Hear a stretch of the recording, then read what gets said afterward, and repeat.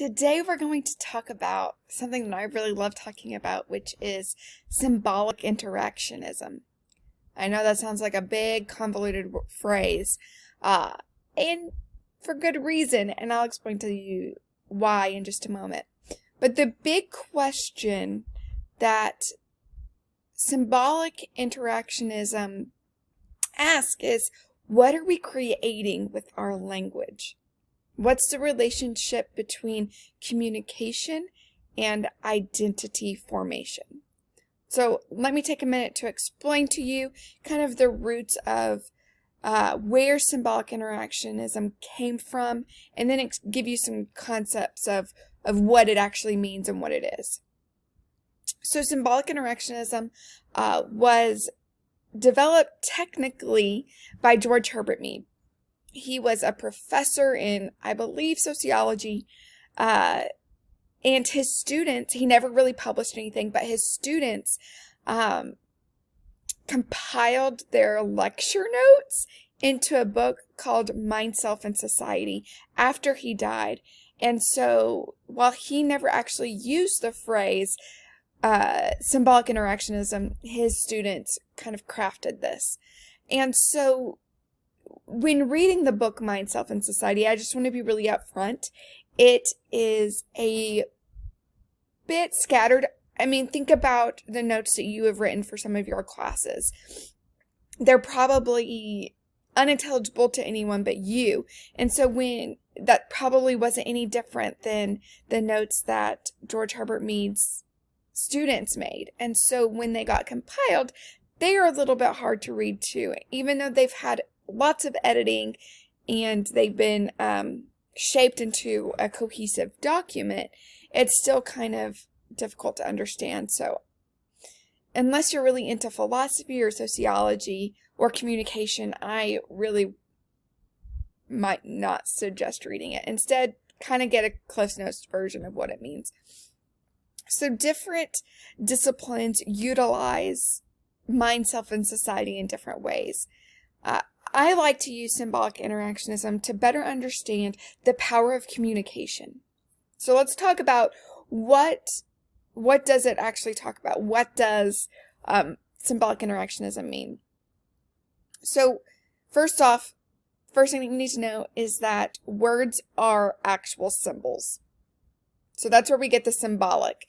The interactionism is referring to the interaction between symbols and, in our case, identity.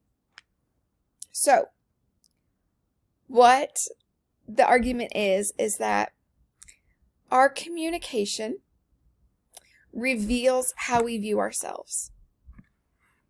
Okay, so that's one idea.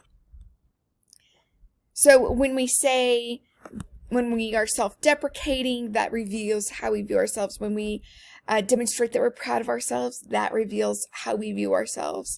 When we're communicating with each other and we interrupt each other, or when we are boastful, or when we're bossy, that reveals how we view ourselves. So, the next idea is that we understand how other people view us through how they communicate with us. And that, in turn, influences how we see ourselves. So if we like how other people view us, then our identity becomes more formed, more concrete. We typically take less measures to change. We may try to bolster the areas that we think other people are responding favorably to and minimizing the areas that we see people responding less favorably to. But again, those changes are going to be really minute. Whereas if we interpret through other people's communication that they may not like aspects of our identity, we're going to do one of two things. We're either going to make major changes to our identity, where we are actively trying to change how people view us through identity management. Or we're going to just accept that maybe we're deeply flawed individuals, and kind of dig into those characteristics.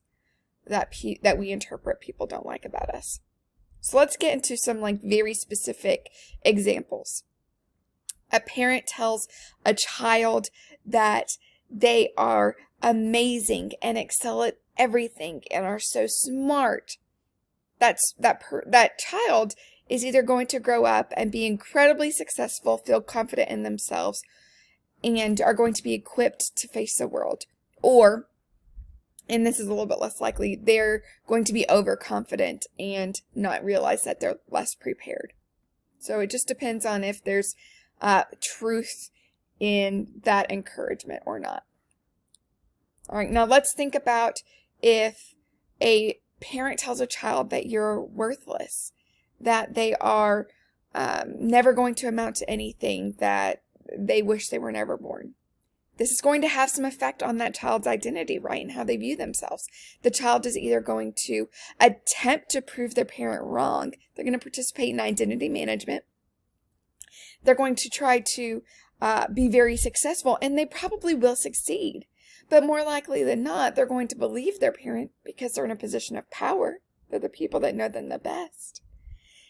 And they're going to be incredibly low achieving. It's going to have very detrimental impacts on their success in life.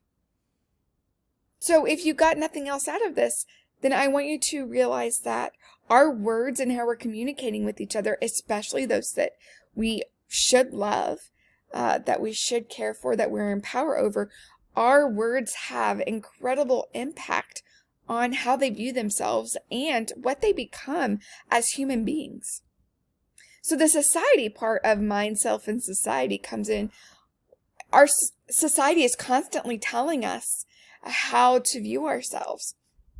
It tells women that we should have a certain body type, and if we aren't part of that body type, or we should have a certain personality, should be incredibly meek, or we should live these specific lifestyles. That's how we communicate about what an ideal woman is has impacts on how women view ourselves, how we as women view ourselves. Same as men. We talk about what an ideal man is, and that's going to have impact on how men view themselves. I can think of no timelier conversation than right now about how we communicate about how Black bodies should be and how protests should look like. It has impacts on how people view themselves, on how Black people view themselves. Detrimental and positive impacts both, depending on what that communication is and what voices are being honored and what voices aren't being honored. That's going to have a lot of impact on how people view themselves.